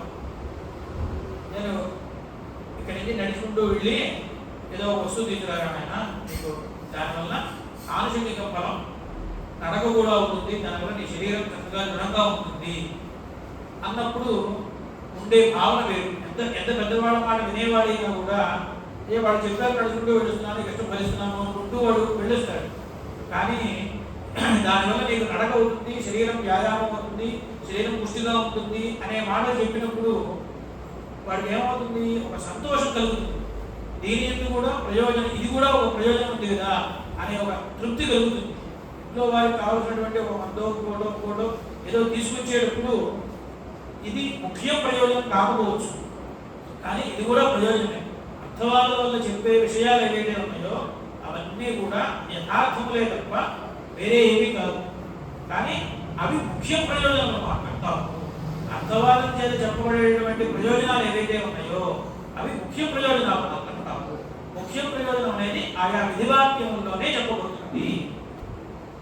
అంటే ఇప్పుడు మనం విధి మంత్ర నామధేయ నిషేధ అర్థవాదములకి అన్నిటికీ కూడా పరమ తాత్పర్యం శృత్యర్థం, అంటే వేదార్థాన్ని చెయ్యడంలో తాత్పర్యం తప్ప వేదార్థాన్ని చెప్పడంలోనో వినడంలోనో తాత్పర్యం కాదు అనే విషయాన్ని మనం తెలుసుకున్నాం. మొట్టమొదటి నేను చెప్పాను, మళ్ళీ కూడా నేను అదే చెప్తున్నాను. ఎందుకు మనం తెలుసుకోవడం అంటే ఈ శృత్యర్థ వేదార్థంలో ఏదైతే వేదార్థ క్రియ మిగతా వేద భాగంలో ఏదైతే మంత్ర నామధేయ నిషేధ అర్థవాదులు 4 కూడా విధివాక్యానికి అనుకూలంగా విధి స్వరూపాన్ని, అంటే విధివాక్యం చేత విధేయం ఏదైతే ఉన్నదో దాని స్వరూపాన్ని ఏర్పాటు చేయడంలో మనకు శ్రేయానుకున్నాం. అనుకున్న తర్వాత ఇంకా మనకి మిగిలింది విధివాక్యం ఒకటే. ఆ విధివాక్యం చేత చెప్పబడినటువంటి క్రియా స్వరూపాన్ని నిష్పాదన చేయడానికి మన వంతు కృషి మనం చేయాలి. మనం ఏ అధికారంలో ఉన్నాము? ఇప్పుడు ఒక బ్రహ్మచారి ఉన్నాడు, వాడికి అగ్నిహోత్రంలో అధికారం లేదు. వాడు వివాహం చేసుకుని ఇక్కడ క్షౌమే వసాను జాయావతి అగ్నిమారుతి యాతాం అని దంపతులకి అక్కడ అధికారం చెప్పారు. అటువంటి విషయాలు బ్రహ్మచారి వెళ్ళక్కల్లా. అలాగే కొన్ని మంత్రాలు అధ్యయనం చేసిన వాళ్ళకి కొన్ని చోట్ల అధికారం అని చెప్పారు. ఆ మంత్రం అధ్యయనం చేయని వాళ్ళు దాని చోట్ల వెళ్ళక్కర్లేదు. వాడికి ఎంతవరకు అధికారం ఉందో అంతవరకు వాడు క్రియని ఏర్పాటు చేస్తూ వాడికి అప్పుడు బ్రహ్మచారికి అధికారం లేదు కదా పీటల మీద కూర్చుని ఒక పని చేయడానికి అని చెప్పి వాడేమి విముఖుడుగా ఉండక్కర్లేదు. గురువు గారు కూర్చుని ఒక రోజు సత్యనారాయణ ఇంకోటో చేస్తుంటే దానికి అనుకూలమైన క్రియలు పూలు తీసుకురావడం, తులసిదళాలు తీసుకురావడం ఇవన్నీ కూడా చేయవలసిన బాధ్యత వాడి మీద ఉన్నది. ఈ రకంగా మనకి ఎక్కడైతే అధికారం లేక మనం ఉంటున్నామో అటువంటి క్రియల్లో మనం ఆ క్రియల్ని అనుకూలంగా ఉండడం, ఆ క్రియా నిష్పాదనలో మనకి చేతనైనటువంటి సహాయ సహకారాన్ని అందించడం. ఉదాహరణకి గుళ్ళో మహానైవేద్యం క్రియ జరగాలి రోజు, దాన్ని నిర్వహించేవారు అర్చకులు ఉంటారు, బాగుంది. కానీ ఆ బాధ్యత ఆ పేటలోనో ఆ గ్రామంలోనో ఉన్న వాళ్ళందరి మీద ఉన్నది. ఈ రోజున మహానైవేద్యం జరిగింది కదా, జరగడానికి తగిన ఇబ్బంది లేదు కదా, నాకేం సంబంధం లేదు అనుకోకూడదు. అదే అయ్యా మనం ఈ గ్రామంలో ఉన్నవాళ్ళం ఈ పేటలో ఉన్నవాళ్ళం అనిపించుకోవడానికి అంటే ఒక ధర్మాన్ని ఎలా అనుష్ఠించాలి అనే విషయానికి ఉదాహరణ. దానికి మరి విజయవాడలో ఒక సుమారు 80 సంవత్సరాల క్రితం ఇప్పుడు జరిగింది అని చెప్పి పెద్దలు చెప్పినటువంటి ధర్మాన్ని చెప్తున్నాం. యతిశ్చ బ్రహ్మచారి చ పక్వాన్న స్వామినా భౌ.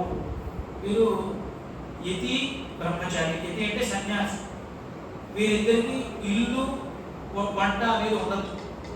మరి క్షుద్ధ అనేది మనుష్య మాత్రమే ఉంటుంది. అక్కడ ధర్మశాస్త్రం చాలా చమత్కారంగా చాలా అందంగా చెప్పింది. మన ఇంట్లో బియ్యం బస్తాలోనో బియ్యం ఉంటే అవి మనవి, అవి ఉడికితే ఉన్నవి కాదు, అవి బ్రహ్మచారిది సన్యాసి.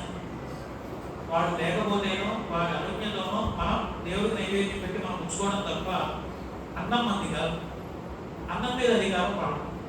ఎందుకు ఈ మాట చెప్పింది అంటే యతి వచ్చి మన ఇంట్లో నుంచి బీరువాలో రూపాయి తీసుకుంటేనో సంచిలో బియ్యం తీసుకుంటేనో పొరపాటు, గిన్నెలో ఉన్న అన్నం పెట్టుకుని జోల్లో వేసుకుని వెళ్ళిపోయి ఆయన భిక్ష చేసేస్తే ఆయనకి అపహార దోషం లేదు. ఇంకోటి ద్రవ్యాన్ని ఆయన చెప్పకుండా తీసుకున్నాడు అనే దోషం లేదు, బ్రహ్మచారికి అటువంటి దోషం లేదు. అందువల్ల ఈ మాట చెప్పారు. దానికి స్వామిత్వం అంటే ప్రభుత్వం, యజమానుడు అనేవారు వాళ్ళే అవుతారు. ఈ ధర్మాన్ని విజయవాడలో వారు కొత్తపల్లి వారిని వారు విజయవాడలో ఉండేవారు, ఇప్పటికీ కొంతమంది ఉంటున్నారు. వారు ఈ సన్యాసులందరూ ఎక్కడైతే ఉన్నారో అక్కడికి వాళ్ళ ఇంట్లో పిల్లల్ని పంపించేవారు. ఈ రోజున గ్రామంలో నుంచి ఎవరైనా వచ్చి మిమ్మల్ని భిక్షకి ఆహ్వానించారా అని అడుగుతారు ఈ పిల్లలు వెళ్ళి. మేము పలానా వారిని వెళ్తున్నామంటే వాళ్ళు ఆహ్వానించారు అంటే వీళ్ళు ఇంటికి వచ్చేస్తారు. లేదంటే అంటే మా నాన్నగారు రమ్మన్నారండి అని గుర్తుకొస్తారు. అంటే ఒక ఊళ్ళోనో ఒక గ్రామంలోనో ఆయా పరిధులు ఉంటాయి చూడండి. ఈ పరిధికి ఏమిటి ప్రయోజనం అంటే అక్కడ ఉన్న దేవాలయము, అక్కడ ఉన్న ఒక సన్యాసో, అంతతో ఒక బ్రాహ్మడో వారి కనుక నిరాహారంగా ఉండే స్థితి వస్తే కనుక ఉపేక్షించి ఊరుకోవడం మన ఎవరికి ధర్మం కాదు. అందువల్ల ఏం చేయాలి? అక్కడ వల్ల అక్కడ జరుగుతున్నాయా మనం ఇవ్వలేకపోవచ్చు, లేదు సందర్భం వస్తే మనకి జాతి అయినటువంటి రూపాయో అర్థం ఇవ్వవచ్చు, కానీ దాంట్లో బాధ్యత నాకు లేదు అనుకోవడం చాలా పొరపాటు. ఇది నిజంగా ఇంతే బాధ్యత. ఇప్పుడు ఈ ఊళ్ళో నైవేద్యం జరగడం అనే దృష్టాంతం నేను చెప్పానే, దీంట్లో బాధ్యత ఎంతవరకు అంటే నిజంగా మనం చెప్పుకున్నంత వరకు ఇక్కడ జరుగుతుందా లేదా అని పర్యవేక్షణ వరకే బాధ్యత. జరిగితే మనమే తీసి ఇవ్వాలి, నేను ఇచ్చిన ద్రవ్యంతోనే నైవేద్యం పెట్టాలి అని ఆగ్రహం అక్కర్లేదు. అంటే ఇది సమిష్టి బాధ్యత అంటారు. కానీ వేదాధ్యయనం గురించి చెప్పేటప్పుడు మాత్రం ఈ ఒక్క విషయం కొంచెం పెట్టడానికి కఠినంగా ఉన్నప్పటికీ కూడా చెప్పవలసి యథార్థంగా ఉండి చెప్పాలి అని చెప్తున్నారు. ప్రతి ఒక్కరి బాధ్యత, సమిష్టి బాధ్యత కాదు. వేదాధ్యయనం ఎవరో ఒకరు చేస్తున్నారు కదా సరిపోతుంది అనేది సమిష్టి బాధ్యత కాదు. ఇది ప్రతి ఒక్కరికి సంపూర్ణ, మనకి బ్రాహ్మణుడుగా పుట్టినటువంటి వాళ్ళందరికీ కూడా ప్రతి ఒక్కరూ వారు వేదాధ్యయనం చేయాలి. వాళ్ళకి వాళ్ళ 67 వచ్చిన వాళ్ళు ఇవాళ మేము వేదాధ్యయనం చేస్తాము అంటే సాధ్యపడుతుంది, పడకపోతుంది, అది వేరే విషయం. వారికి కాలం దాటింది కాబట్టి వీరిని పోషిస్తే కూడా వారికి వేదాధ్యయనంలో వారు తోడ్పాటు చేయనటువంటి ఫలితం వస్తుంది అనే మాట నిశ్చయంగా చెప్పవచ్చు. కానీ ఇవాళ కొత్తగా ఎవరైతే నూతనంగా ఉపనయన సంస్కారం చేసుకుని ఉన్నారో వారు వేదాధ్యయనం తప్ప మరొకటి చేయడం అనేది మాత్రం వేద విహితం మాత్రం కాదు. అంతవరకు నేను చెప్పడం అంతకంటే ఎక్కువ మాట్లాడదు. ఎందువల్ల అంటే వారికి బాధ్యత ఇది సమిష్టి బాధ్యత కాదు. విడివిడిగా ప్రతి ఒక్కరికి పరిపూర్ణమైన వేదాధ్యయనం చేయడానికి అర్హత ఉన్నది. వారు ఆ బాధ్యత ఉన్నది. అర్హతతో పాటు బాధ్యత కూడా అవుతుంది. అటువంటి బాధ్యతని నిర్వహిస్తున్నప్పుడే మనం ఈ వేదార్థ ప్రవచనం విన్నందుకో వేదం మీద మనకు ఉన్నటువంటి భక్తో యథార్థమైన భక్తి అవుతుంది. ఎవరో వెళ్తున్నారు, అయ్యో పాపం అంటాం. గట్టిగా రోడ్డు మీద ఎవరో కింద పడ్డారని వెళ్తుంటే అయ్యో పాపం అంటాం. ఇది ఉత్త నోటి మాట. నిజంగా మనసులో చూస్తే ఎవరు లేకపోతే ఆ కింద పడ్డ వాళ్ళని తీసుకువెళ్ళి ఏదో ప్రథమ చికిత్స ఏదో చేసి అయినా నీ దగ్గర మరి డబ్బులు ఉన్నాయని చూసి వారికి వైద్యం అందేవి చూడటం మనస్సులోంచి ఎవరికైతే బాధ వస్తుందో వాళ్ళు చేసే పని. మనస్సులో వేదం మీద నిజమైన భక్తి ఉన్నవాడు చేయవలసింది ఏమిటి అంటే వేదాధ్యయనం మాత్రమే. ఆ వేదాధ్యయనానికి ప్రతిబంధకములు వచ్చి వేదాధ్యయనం చేయకుండా కాలం గడిచిపోయిన తర్వాత ఎప్పుడైతే కాలాతిక్రమం అయిందో ఆ తర్వాత కూడా నేను మళ్ళీ ప్రయత్నిస్తాను అని ప్రయత్నించడం 60-70 వచ్చిన వాళ్ళు అది ఏటికి ఎదురీద్దాం. అది సిద్ధించవచ్చు, సిద్ధించకపోవచ్చు, దాని విషయం నేను మాట్లాడట్లేదు. వారు కేవలం సహాయం చేయడం మాత్రమే వారు తృప్తి పడవచ్చు. అంతేగాని అయ్యా నేను వేద పండితుడికి సన్మానం చేసేస్తాను, నేను వేదం మాత్రం చదువుకోను అనేది మాత్రం బ్రాహ్మణులకి తగిన వచనం కాదు. అంటే ఏమంటే ఇప్పుడు మొత్తం అందరినీ బ్రాహ్మణులు వేదం చదువుకోమంటారా అంటే చదువుకోమని చెప్తాను. చదువుకున్న తర్వాత దాంట్లో ఈ రోజుల్లో ఉన్నటువంటి ఇబ్బంది ఏంటంటే అయ్యా ఈ రోజు అంటే ప్రాచీనంగా 4 ఏళ్ళు లోపలికి వెళ్తే నమ్మకం ఉందా అని నేను అడుగుతాను. అంటే దానికి సమాధానం ఎవరో చెప్పగల. వేరే విద్య చదువుకుంటే ఆ నమ్మకం ఉందా? లేదు. అందరూ విద్వాంసులు కాలేదు కదండి. ఇప్పుడు మనకి లోకంలో చూస్తున్నాం 1వ తరగతి నుంచి 10వ తరగతికి వెళ్ళే వాటికి ఎంతమంది మధ్యలో జారిపోతున్నారు. ఇక్కడ 1వ తరగతిలో ఉన్న సంఖ్య 10వ తరగతిలో ఉంటుందా? 10వ తరగతిలో ఉన్న సంఖ్య ఆ పైన ఉంటుందా? అందరూ విద్వాంసులు కాలేదు. విద్వాంసులు దీంట్లో కాలేనప్పుడు అయ్యా నాకేదో ప్రయత్నం చేశాను, దీంట్లో నేను విద్వాంసులు కాలేకపోయాను, వృత్యర్థం వేరే దాన్ని నేను విద్యగా గ్రహిస్తాను అని చెప్పి ఇంకొకటి వృత్యర్థం ఏదో ఒకటి చేయవలసిందే తప్పదు. నీ వృత్తిని నువ్వు చూసుకోవాల్సింది. చూసుకుంటూనైనా కనీసం వారి అబ్బాయి వారి పోతులు కూడా ఇక్కడ ఉన్నారు. ఆయన మహర్షి బుద్ధులు కృష్ణపట్ల శ్రీరామమూర్తి శాస్త్రి గారిని వారందరికీ చేసే ఉద్దేశం కనీసం వేదాధ్యయనం నా బాధ్యత కాదు అనే మాట మాట్లాడుకుంటుగా అయ్యా వేదాధ్యయనం మొత్తం చేయాలి, నేను చేయలేకపోతున్నాను, నాకు నమ్మకం నేర్పించండి, ప్రయోజనం నేర్పించండి, చతుర్హోద మంత్రాలు నేర్పించండి అని అడిగి సమీపంలో ఉన్నటువంటి వేద పండితుల దగ్గర అవి మాత్రమేనా అధ్యయనం చేయండి, మన బాధ్యత మనం నెరవేర్చినట్టు కాదు. అది ఈ రోజుల్లో చాలా కుటుంబాల్లో వేదం చదువుకున్న కుటుంబాల్లోనే చాలా మందికి ఎట్లా ఉందంటే ఒకటికి ఎవరికో దైవాత్మానుషాలుగా ఒకడు వేదంలో కాకుండా ఇంకో దాంట్లో నిష్ణాతులు అవుతాడు. చిన్నప్పుడు అతను వేదాధ్యయనం చేసిన వాడే. అతను ఏమంటాడంటే ఇవన్నీ నా బాధ్యత కాదని నాకు సంబంధం లేదండి అంటూ ఉంటాడు. ఇటువంటి మాటలు తప్పు అని చెప్పడంలోనే పరమ తాత్పర్యం తప్ప ఇవి వాళ్ళు చేసేదో తప్పునో ఇంకోటనో చెప్పడంలో తాత్పర్యం కాదు. నేను చెప్పిన అర్థమే లేదు. ఈ వేదాధ్యయనం అనేది నాకు సంబంధించిందే కాదయా, ఏదో మా అన్నయ్య వేద పండితుడు అతను చూసుకోవాలి, ఆడపిల్లడు వేదాధ్యయనం చేయాలి కానీ నేను అక్కర్లేదు, నా పిల్లలు అక్కర్లేదు అనుకోకూడదు. వేదాధ్యయనం అనేది బ్రాహ్మణులందరికీ సమానమైనటువంటి కర్తవ్యం. ఈ వైదిక క్రియల వల్ల ఉపయోగం ఏమిటి అంటే ప్రధానమైన ఉపయోగం అందరికీ కూడా కావలసింది ఏదైతే ఉన్నదో స్వర్గలోక పురుషార్థమో అథవా మోక్షార్థ పురుషార్థమో అవన్నీ కూడా సాక్షాత్ పరంపరయావ. కర్మల వల్ల మోక్షం రాదు అనే సిద్ధాంతం ఉన్నప్పటికీ ఆ దోవలోకి తీసుకెళ్లేది మళ్ళీ చిత్తశుద్ధి సంపాదన ద్వారా కర్మలేదు. ఇది పరమ ప్రయోజనం ఉంటూనే ఉన్నది. ఒక 2-3 ప్రయోజనాలు చిన్నవి చెప్పి నేను ముగిస్తాను, సమయం చూస్తున్నాను. ఇప్పుడు ఇందాక అగ్నిహోత్ర విషయంలో కొంచెం చెప్పాను. ఋషపూర్ణమాస క్రియల్లో సృక్ సమ్మార్జనం అనేది ఒక క్రియ.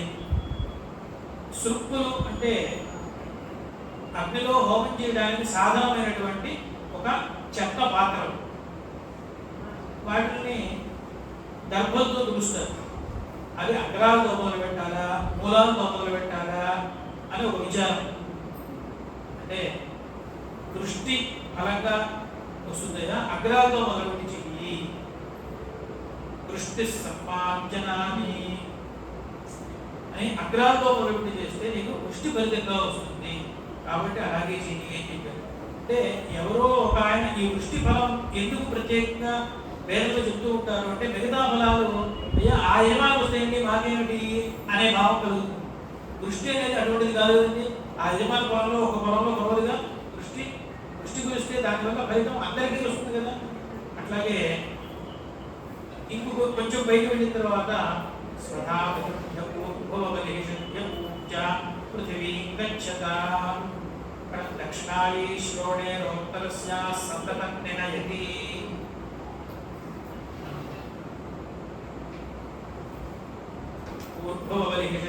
దక్షిణాయీ శ్రోణేరోత్తరస్య నినయతి సంతత్యై అంటే ఇది విధివాక్యం. దాని తర్వాత చెప్తూ అనవిస్కందనః ప్రత్యమ్యో వరిషతి యత్రైతదేవ క్రియతే. దీని గురించి ఉపన్యాసం చెప్పాను కదా. ఎక్కడైతే ఈ శ్రోణి నుంచి ఆ శ్రోణి వరకు ఇంతకుముందు దాకా పాత్రల శుద్ధి కోసం వాడుకున్నటువంటి జలం ఏదైతే ఉన్నదో దాన్ని ఈ మూల నుంచి ఆ మూలకి పోస్తారు. దీనివల్ల ఏమవుతుందయ్యా, అనవిస్కందనః ప్రత్యమ్యో వరిషతి యత్రైతదేవ క్రియతే. ఎత్ర ఏవ క్రియతే ఏతత్ అంటే దీనిని ఎత్ర ఏ దేశంలో ఈ ప్రకారంగా దక్షిణ పక్క నుంచి ప్రారంభించి ఉత్తర పక్కకే పూర్తి చేయాలి. ఇది చెడు పోస్తే మళ్ళీ దానికి విపరీత ఫలం వస్తుంది. ఈ రకంగా ఎన్నో ఫలములు అవాంతర ఫలములు ఉన్నాయి. అటువంటి అవాంతర ఫలములే మనకి చాలా ఉన్నాయి. ఇంకా నాకు గుర్తుంచేవి తక్కువ కావచ్చు, కానీ గుర్తుంచినవి మాత్రం చెప్పాలంటే ఇంకో గంట కలిసి చెప్పడం. కానీ సమయం కాదు సూచించాలన్నా నువ్వు 8వ గంటకి ఆపేట్టుగా చూసుకొని దానివల్ల చెప్తున్నాను. ఈ అగ్నిష్టోమాలలో కానీ వీటిల్లో కానీ అక్కడ పవిత్రం వైవ నిష్పవమానః ఆత్మానమేవ పవయతే దాని కథ చెప్తూ బహిష్పవమానం అని ఒక శాపం, దాంతో జలాన్ని అభిమంత్రించి ఆ జలాన్ని అందరికీ ప్రోక్షణ చేస్తారు. దీనివల్ల ఏమవుతుంది అంటే అశుద్ధి ఏదైతే ఉన్నదో మనలో ఆ అశుద్ధి అంతా కూడా పోతుంది. దీనికి ఆఖ్యాయిక అని చెప్పి ఏం చెప్పారంటే, దేవతల్లో అశ్విని దేవతలు వైద్య వృత్తిని చేపట్టారు. వారికి ఏమవుతుంది, వైద్య వృత్తిలో ఉన్న వాళ్ళ దగ్గరికి స్నానం చేయడానికి 2 రోజులు జ్వరంగా ఉన్నవాడు వస్తాడు, 2 రోజులు స్నానం చేయకూడదు. అంటే వాళ్ళ దగ్గర అశుచి సంబంధం ఎక్కువ. అటువంటి వాళ్ళకి ఏదైనా వైద్యం చేయాలి. అట్లాగే ఏదో పురుడు వచ్చింది, పుణ్యం వచ్చింది, జ్వరం వస్తే డాక్టర్ దగ్గర వెళ్ళడా, వాడు వెళ్ళవస్తే వాడు చూడవలసిందే. అంటే అశుచి సంబంధం అశ్విని దేవతలకు ఏర్పడింది. వారికి మరి యజ్ఞంలో భాగం ఇస్తే కదండి, మరి దేవతలకు భాగం ఇస్తే కదా వారు దేవతలకైనా వైద్యం చేసేది. వారంతో ఈ లోకంలో వైద్యం చేసేది. మరి వారిని ఎలా కలుపుకోవాలి అని చెప్పి ఈ బహిష్పవమానం అయిన తర్వాత వారికి భాగం ఇచ్చారు. అందువల్లనే ఈ దేవత్యాల వరుసలో మనకి ఐంద్రవాయువు, మైత్రావయం, ఆశ్వినం, వాగ్వాయుషాదేంద్రవాయు, మిత్రం దేవాపురము, యజ్ఞశిశులో చిత్త ఇవన్నీ వరుసగా ఉన్నప్పటికీ కూడా అలాగే మంత్రాల్లో కూడా అలాగే వరుసగా ఉంటుంది. ఇంద్రో దేవత ఇంద్రవాయువో పార్కమసి బృహస్పతి దేవత ప్రతిష్ఠంతో మిత్రావరణయో పార్కమసి అశ్వినో దేవత ప్రతిష్ఠంతో అశ్వినో పార్కమసి. అంటే ఐంద్రవాయువు గ్రహ పాత్ర సాధన మంత్రం, మైత్రావరణ గ్రహ పాత్ర సాధన మంత్రం, అశ్వినో దేవత ప్రతిష్ఠంతో అశ్వినో పార్కమసి అనేది ఆశ్విన గ్రహ పాత్ర సాధన మంత్రం. ఇవన్నీ వరుసగా ఉన్నప్పటికీ కూడా గ్రహణ కాలంలో ఇంకా వారికి భాగం గ్రహించి పెట్టడానికి వారికి తగిన యోగ్యత రాలేదయా ఆశ్వినం అతిదృత్య శుక్రగ్రహాన్ని దీన్ని పక్కన పెట్టి పై గ్రహం గ్రహించవయా అన్నారు. అందువలన ఇక్కడ చివరికి బహిష్పవమానే స్తుత ఆశ్వినో విద్యతే బహిష్పవమానే స్తుతే సతి తదనంతరం ఆశ్వినస్య గ్రహణం అంటే వారికి అశ్విని దేవతకి భాగం గ్రహించి పెట్టాలి. ఎందుకు వచ్చింది? ఆ శుద్ధిని ఏర్పాటు చేసేటువంటి శక్తి దానికి ఉన్నది. ఎవరికి? దేవతలకే శుద్ధిని ఏర్పాటు చేయగలుగుతారు ఈ క్రియ. ఇక కింపురం మనుష్యాణ కైమూలికి న్యాయం అంటారు మనకి ప్రాచీన తెలుగు భాషలో. అంటే ఇక దాని గురించి చెప్పేది ఏముంది? ఏం తాత్పర్యం అన్నమాట. ఎవరైతే ఒక వైద్యుడికే సలహా చెప్పేంత వైద్యుడు ఒక ఆయన ఉన్నాడో ఆయన మనకి ఇంట్లో చిట్కా వైద్యాలు చెప్పడంలో చూసుకునేది ఏముందండి. కాబట్టి ఈ వైదిక క్రియలు ఏవైతే ఉన్నాయో అవి మాత్రమే మనల్ని నిశ్రేయసం వైపు అనగా మనం తేలిక భాషలో చెప్పుకోవాలంటే మంచి వైపు మనల్ని తీసుకెళ్ళగలిసిన శక్తి వాటికే ఉన్నది. అంతకంటే మనం చేయగలిగింది కూడా ఏమీ లేదు. ఎందువల్ల అనగా మనుష్యుడికి స్వభావం నహి కశ్చిత్ క్షణమపి జాతుతిష్ట కర్మదత్ కర్మ చేయకుండా వీడు ఉండలేడు. ఉంటే ఏమవుతుందో అంటే తర్వాత కానీ ఉండలేడు కదా. ఈ చేసే కర్మ విహితమైన కర్మ అయితే వీడు మంచి వైపు అడుగులు వేస్తాడు, అవిహితమైన కర్మ అయితే వీడు చెడు వైపు అడుగులు వేస్తాడు. ఇప్పుడు ఈ విహిత కర్మల్లో అయ్యా నేను ఏదో కాంప్లెక్స్ కూర్చున్నానంటే నేను ఏవి అవిహితమైన కర్మ చేయట్లేదు విహితమైన కర్మ చేయట్లేదు అంటాడు. అది పొరపాటు. నకుల్యా నిష్ఫలం కర్మ అని చెప్పి నిష్ఫలమైనటువంటి కర్మని చేయవద్దు అని ఒక నిషేధం ఉన్నది. అంటే వీడు ఏదో పని చేయకుండా ఉండడు. మానసిక వ్యాపారమైనా అంతటా వీడికి జరుగుతూనే ఉంటుంది. నిష్ఫల కర్మ కనుక అయినట్లయితే అది నిజంగా అది కూడా నిషిద్ధంలో చేరిపోయింది. ఇప్పుడంటే వీడు నిషిద్ధ కర్మాలను చేసిన వాళ్ళలోనే అవుతున్నాడు. సాక్షాత్తు పాపం వస్తుంది అని చెప్పినటువంటి నిషిద్ధ కర్మలు ఏవైతే ఉన్నాయో అవి కనుక చేసినట్లయితే బాగా చెడుకి దగ్గరికి వెళ్ళిపోయింది. ఇదైతే ఆ మార్గంలోకి నిదానంగా అడుగుకి బయలుదేరినట్టు తేడా అయితే తప్ప మొత్తానికి ఇదే అడుగు పడుతుంది. మరి మంచి వైపు అడుగులు వేయాలి అంటే మరి మంచి కర్మలు ఏమిటయ్యా? మంచి కర్మల్లో కల్లా గొప్పది ఏమిటి అంటే యజ్ఞో హి శ్రేష్ఠతమ కర్మ. వ్యాకరణ మర్యాదయ ఈ తమం అనే ప్రత్యయం ఎప్పుడు వస్తుంది అంటే అన్నిటికంటే గొప్పదైనప్పుడే వస్తుంది. లేకపోతే శ్రేష్ఠ అంటే గొప్పది, చాలా గొప్పది అని చెప్పడానికి తరతమ ప్రత్యయాలు వస్తాయి. అన్ని కర్మల్లోకి గొప్పది, అన్నిటికంటే గొప్పది అని చెప్పడానికి శ్రేష్ఠతమ అని ఆ యజ్ఞో హి శ్రేష్ఠతమ కర్మ. కాబట్టి ఆ శ్రేష్ఠతమైనటువంటి యజ్ఞకర్మ ఏదైతే ఉన్నదో దాన్ని అనుష్ఠించడానికి దాని వైపు కనుక మనం అడుగులు వేస్తూ ఉంటే, అడుగులు వేయడం అంటే విహిత కర్మ ఏదైతే ఉన్నదో దాన్ని ఆచరించడం. వేద కర్మ యజ్ఞాలు మొత్తం ఇప్పుడు వేదంలో చూసుకున్నట్లయితే పరమ సిద్ధాంతం వేదాంతం అయినప్పటికీ కూడా దాన్ని ప్రతిపాదించే భాగం చాలా తక్కువ. మిగతా భాగం అంతా కూడా కర్మకాండ ప్రతిపాదించే. ఈ కర్మకాండని ప్రతిపాదించేటువంటి భాగం ఇంత ఉండి ఇన్ని కర్మల్ని ప్రతిపాదిస్తూ ఉంటే విహిత కర్మలంటే అదే విధంగా అయ్యేది. మరి దాని వైపు వెళ్ళాలంటే మార్గం ఏమిటి అంటే మొట్టమొదలు అహరహ సంధ్యా ఉపాసీత. అది కనుక మనం పట్టుకుంటే దాంట్లో చేసేది ఏమిటి? మనం గాయత్రి ఉపాసన. అది కనుక మనం మానకండానికి చేసినట్లయితే మనల్ని వేదాధ్యయనం వైపుకో అంటే కర్మల వైపుకో ఎటు తీసుకెళ్లాలో అటు అమ్మవారు చూసుకుంటుంది. కాబట్టి మనందరం కనీసం పక్షం ఏం చేయాలి అంటే ఉపనయనం సకాలంలో చేసుకోవడం, సంధ్యావందనం, గాయత్రి జపం ఇది మానకండగా చేస్తూ ఉంటే అప్పుడు మనం ఏం చేసినట్టు అంటే వేదం చెప్పబడినటువంటి కర్మల్ని మనం ఎప్పుడు నిరంతరం ఆచరించాలి అనే విషయం పక్కన పెడితే కొంచెం సేపు అయినా మనం దాన్ని ఆచరించిన వాళ్ళం అవుతాం. ఆ కొంచెం సేపు ఆచరిస్తూ ఉంటే ఒక ఆయన పెద్ద ఆయన చెప్పారు, ఒక నాస్తికుడుగా ఉన్నాడు, నేను ఎందుకు చేయాలి దాన్ని నేనేం చేయను. ఒక మంచి ఏదైనా నీకేం ఫలితం లేదనుకో, ఒక మంచి ఒక పావలా రోజు వచ్చి గుడ్లో వేస్తూ ఉంటూ అని చెప్పారు. చెప్తే ఒక సంవత్సరం అయిన తర్వాత సంవత్సరం నుంచి పావలా వేస్తున్నాను నేను, ఈ రోజు నుంచి నేను ఇంకో పావలా ₹10 వేస్తానండి అని అతనంతా అక్కడ వేశాడు. ఎందువల్ల ఒక మంచి ఆచరణం చేయడం వల్ల అతనికి ఆ పరమేశ్వర ప్రేరణ అలా కలిగింది. ధర్మాన్ని మనం మంచిని ఆచరిస్తూ ఉంటే పరమేశ్వరుడే మనల్ని మన యోగ్యతను బట్టి మనల్ని ముందుకు తీసుకుంటూ ఉంటాడు. కాబట్టి మనం వేదార్థాన్ని ఆచరించాలి. ఏ వేదార్థం అయితే మనం ఆచరించలేమో ఆ ఆచరణకి తగినటువంటి అనుకూలముగా ఉండాలి. మొట్టమొదటి మనకి సంధ్యావందనం అనేది అందరికీ పునాది రాయాలండి. దాన్ని మనం రక్షించుకోవాలి. దాంట్లో మనం గాయత్రి ఉపాసన చేసి సంధ్యావందనం ద్వారా మనం సమస్తమైనటువంటి ఆయురారోగ్య ఐశ్వర్యాన్ని అన్నింటినీ కూడా మనం పొందవచ్చును అనే విషయాన్ని నాకు 4 మాటలు చెప్పి నాకు ఈ 4 మాటలు చెప్పే అవకాశం ఇచ్చినటువంటి ఇక్కడ నిర్వాహకులకి అందరికీ కూడా నేను నమస్కారం తెలుపుకుంటూ ఇందులో నేను విరమిస్తున్నాను.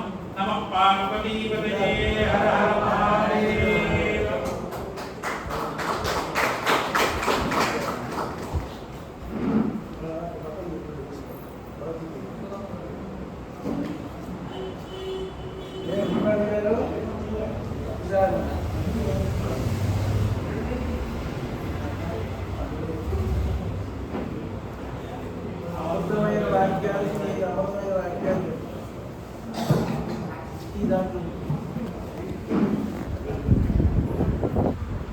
అనేక ధన్యవాదాలు. అనేక విశేషాలు చెప్పారు. అట్లాగే ఏది చేసినా చేయకపోయినా సంధ్యావందనం కానీ చేసినట్లయితే అన్ని కర్మలు చేసినట్టు అవుతుంది. కర్మలు నిత్య కర్మలు, నైమిత్తిక కర్మలు, కామ్య కర్మలు, విశేష కర్మలు అని 4 రకాలైనటువంటి కర్మలు ఉన్నాయి. వాటిలో నిత్య కర్మలు, నైమిత్తిక కర్మలు ముఖ్యంగా చేయవలసినటువంటి అవసరం ఉంటుంది. కామ్య కర్మలు చేసినా చేయకుండా పర్వాలేదు, కానీ నిషేధ కర్మలు చేయకుండా ఉండాలి. వాటి యొక్క విశేషాలన్నీ కూడా చెప్పారు. అలాగే శృతి చెప్పినట్టుగా స్వాదిషాయ ప్రవచనే వేదినాగో మౌద్గల్య తద్ధితపస్తద్ధితపారి కంపల్సరీ ప్రతి వారు కూడా వేదాధ్యయనం చేయాలి అని. అది కుదరకపోతే కనీసం నమ్మకం చెప్పడం, పురుష సూక్తం, శ్రీ సూక్తం ఇట్లా వారు చెప్పినట్లుగా అవైనా అధ్యయనం కానీ చేసినట్లయితే, దాన్ని మనం చేసినట్లయితే మన తర్వాత తరాలు కూడా మన నాన్నగారు ఇట్లా చేశారు, మనం చేయాలి అని ఒక భావం వాళ్ళకి కలుగుతుంది. అందుకోసం ఆరోగ్యంగా చేయడం అనేటటువంటిది అదొకటి చెప్పారు. ఇట్లా అనేక విశేషాలను వారి స్థాయిని దిగి మన కోసం చెప్పారు. అనేక విశేషాలని యజనము, యాజనము, అధ్యయనము, అధిశాపనము, దానము, ప్రతిగ్రహణం అని బ్రాహ్మణుడికి షట్కర్మలు చెప్పబడ్డాయి. వాటన్నింటినీ కూడా వారు ఆచరిస్తున్నటువంటి మహనీయులు. ఆచరిస్తూ చెప్తే దానికి విలువ కూడా ఎక్కువ ఉంటుంది కాబట్టి మనం ఇవాళ పిలవడం వారి చేత 4 మంచి మాటలు చెప్పించుకోవడం, ధరించడం జరిగింది. వారికి ప్రత్యేకంగా కృతజ్ఞతలు తెలియపరుస్తున్నాం. ఇప్పుడు వారికి సన్మానం చేస్తారు. మనకి అది గుర్తుంటుందేమో అనుమానమే. వారిని ఈ సంకుచితమైన సమయానికి ఇబ్బంది పెట్టామో అనుకుంటున్నాను. వారు చెప్పవలసింది ఇంకా అనుకున్నారు, కానీ అర్థమే మనం ఇవ్వాలి. మనకి ఎంత కలిగిన కాబట్టి సమయాభావం ఎప్పుడు అందరికీ. కాబట్టి ఇద్దరితో వారు చెప్పినటువంటి 4 వాక్యాలే మనం స్మరించుకుంటూ వారిని పునః మనం పెట్టేటువంటి కార్యక్రమాల్లో వారిని పిలిస్తే వారు మనం అనుగ్రహించాలి వారిని ప్రార్థిస్తూ యథాశక్తి వారిని సత్కరించుకుంటుంది.